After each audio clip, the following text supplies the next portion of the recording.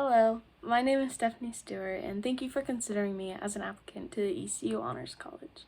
I wanted to take this time to introduce both myself and a project that I've been working on. Over these past few months with the pandemic situation, I've had more free time than ever, and with this, I've decided to challenge myself to read one book from every country in the world.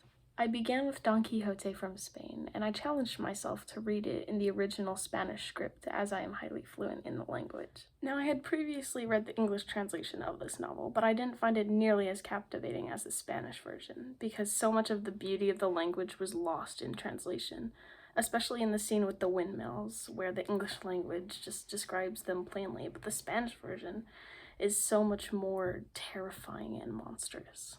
So you could guess I was skeptical when approaching a book originally written in Chinese because I didn't know how the translation would correlate to my enthrallment with it. The book I read was The Art of War by Sun Tzu. Now, it's just a basic military strategy guide, and the translation I began with was the Giles one, as it's public domain and easily accessible.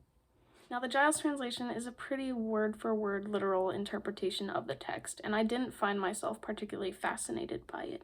But I was curious and skeptical, so I bought my own copy of the Thomas Cleary translation to see if this would be more captivating. In reading a second translation, I was so much more delighted by the work, as it captured the philosophical essence of the text rather than just being a verbatim translation. So what I've learned from this is that whether it be a lengthy Japanese novel, short Brazilian account, or ancient Chinese military strategy guide, with every book I read, I learn something new, and it all just reaffirms my idea that, above all else, language is personal.